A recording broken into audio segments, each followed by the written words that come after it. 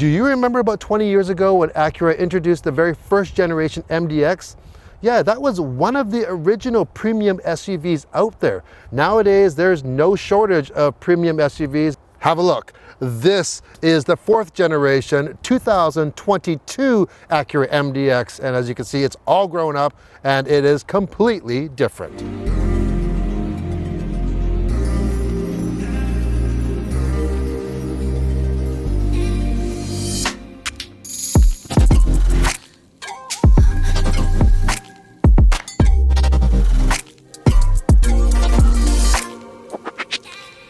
The new MDX is built off a brand new platform. The wheelbase is about 3 inches longer now. The entire vehicle's 2 inches longer. It's wider. It really has a nice stance to it. And the front, Acura calls this an oversized diamond pentagon grille. I don't really find it oversized. Nowadays, the grills are so big, I think it's quite proportional. Maybe the actual Acura logo in the center is quite large, but I think it actually looks quite attractive. It has this 3D effect. It kind of tricks your eye. It makes it really look like it's stretching the vehicle, making it look even wider. I like the fairly flat, low hood here. Standard are LED headlamps as well. You get these chicane-shaped daytime running lights. This is the Platinum Elite. Now, check with your local website, your Acura website, to see what trim levels you have, because if you're in a different market, you may have different trims than what we have here in Canada. So in Canada, we do get the MDX, we have the Tech, we have the A-Spec, and the Platinum Elite. And basically, the MDX is the base model Platinum Elite at the top. If you go for the A-Spec, where you get sportier appearance packages, all this chrome here that you see and around the door surrounds, they would actually be in black, as well as the wheels. Speaking of wheels, you get standard 19-inch wheels on the base trim, but anything above that gets 20-inch wheels, and on that A-Spec you get dark wheels as well. All models get heated outside mirrors with auto tilt down, so when you put it into reverse, they will tilt down for you. Anything above the base model will get you power folding mirrors, and of course this one has that. Normally I'm not a big fan of a lot of chrome, but lately it actually really hasn't bothered me, and on some vehicles I actually like it. Maybe I'm just getting old. So this has this chrome strip. I like how it actually swoops to the back. It kind of accentuates the back end, makes it look a little tougher, but this is not an aggressive looking vehicle. I think it has a very mature look to it. Standard on the MDX is the proximity keyless entry. Just grab onto the door handle. It opens for you. If you want to lock it, you can just touch the handle there. Now that's standard, but if you go up from the base model one trim level, that extends to the rear door as well. So you don't have to actually touch that front door. That's really, really handy. And that extends to the back power trunk as well. Looking at the back, you have similar chicane-shaped standard LED tail lamps. I do like the exhaust finishers. They integrate very nicely. Overall, I don't think the style is overstyled, if you know what I mean. So we mentioned, you get the power lift gate, that comes standard, but if you do get the Tech package, the one above the base, you get the hands-free option. So a little kick there, up it comes. Doesn't take too long. And with this new larger platform, you get more cargo room in the back. Off to the left, there is a nice plastic bin, so that's very handy for putting, your washer fluid or jugs of milk. And underneath, you have a dedicated underfloor storage, and it's fairly large actually, and that's also where your jack is. Now the spare tire is underneath the MDX, which that's why you actually have the room there for storage. I think a lot of buyers will have that third row down a majority of the time and just use that third row in a pinch. So if you want to fold that third row down, you get nice folding headrests. Down it goes, completely flat, and you have a lot of room, and we're going to show you how much stuff we can fit in here. The MDX is also equipped with auto locking, so basically you can just close the door, walk away, and it will lock for you. In the back though, you have a button. It has a little man with a tailgate going down.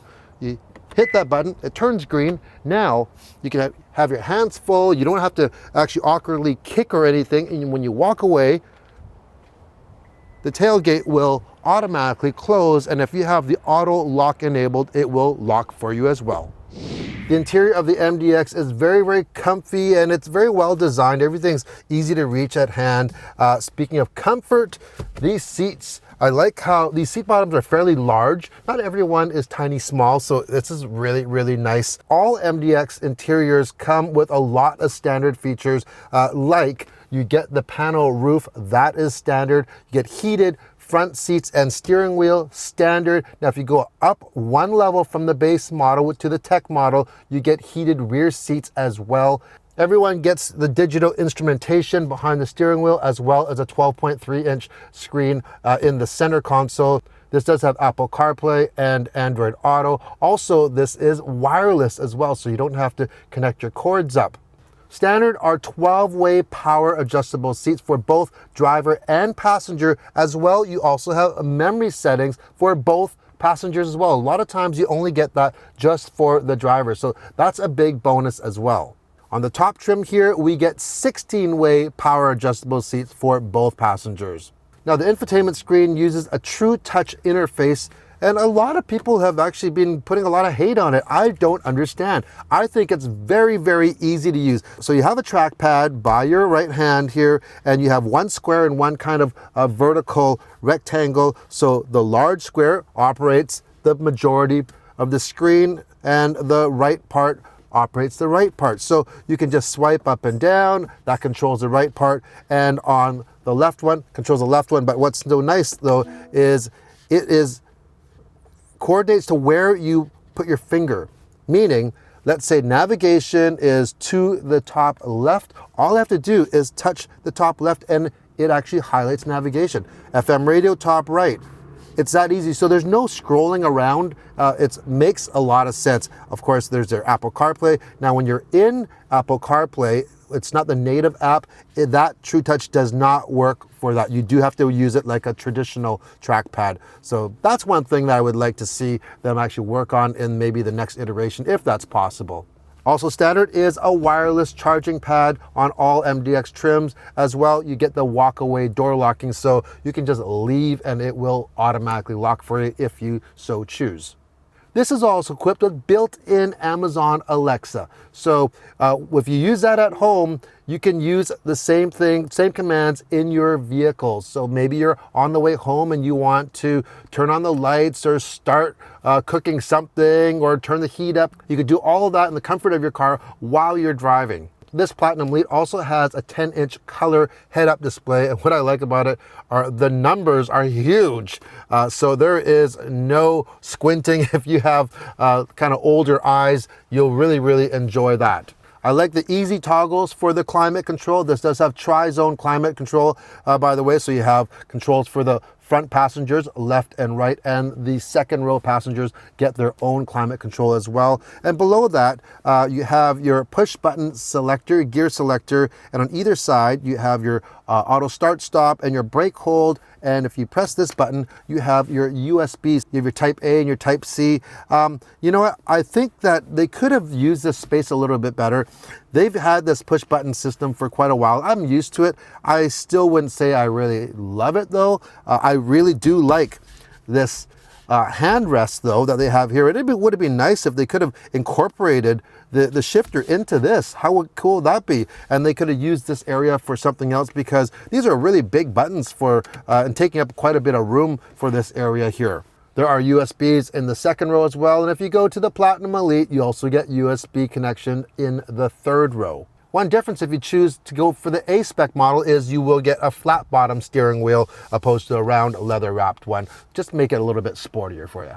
This does not have a digital mirror. However, I do like the frameless look that it has, and also standard is home link. So, you know, you have the 3 different buttons. If you have different garage doors at home you want to program, it's built right into there.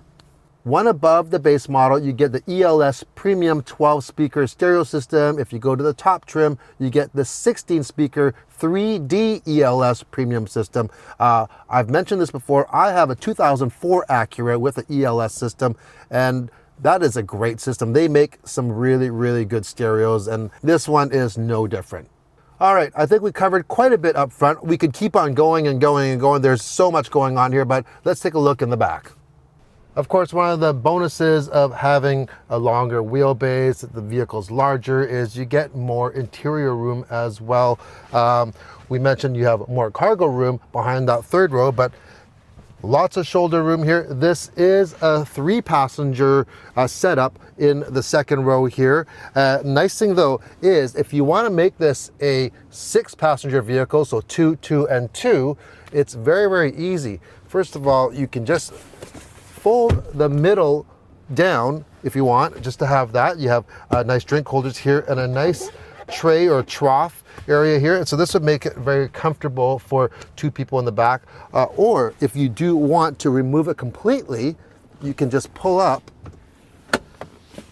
and I can remove this entire middle section and store it in my garage if I wanted to. This might be even handier if you have longer objects, if you want to move things. But yeah, so that is very, very easy to do. As mentioned, this has the tri-zone climate control, so your own heating controls for the rear passengers. This also has the heated rear seats. I forgot to mention though, this top trim also has ventilated seats for the front passengers. Overall, nice and airy. A nice flat floor here. You have 2 USB outlets. Now these are type A ones, not like the type A and C in the front. And you have 2 power outlets, a 12 volt, 180 watt max, and then you also have a 115 volt AC plug, and that's 150 watts as well. So you can charge probably, lots of your games or Game Boys or any type of things like that. This is also equipped with manual sunshades. Overall, it has a nice airy feel, especially with the lighter color roof that they went with here and that large panel roof. It lets in a lot of light. You don't feel claustrophobic at all. You feel like you have a lot of room, especially if you only had 2 people in the back here. So let's check out the third row. Getting into the third row is very easy with a standard touch and slide button. One press and there it goes, and you just hop in. Now, if we pull the seat back, it's going to go into the furthest position. So if this second row passenger moved their seat up, there would be more room for me. And they have lots of room. I just can't reach it right now to actually put it there. Well, maybe I can. No, I can't. So this is equipped with 2 passengers back here. There is more room back here than the outgoing model. It is not actually that cramped. This actually has more room than my Toyota Highlander does. And what I like, you also have a flip down built-in headrest, so you don't have to pull them out if you want to fold the seats down. I mentioned this does have USB outlets on either side for the third row. And I have to say these 2 third row seats back here are actually quite usable.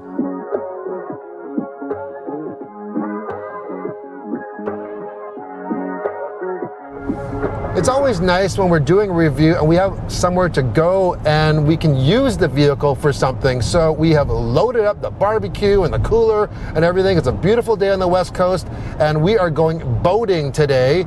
And before we get into more of the MDX, it's a little bit of a boat break. Who wants to go boating? Anyone?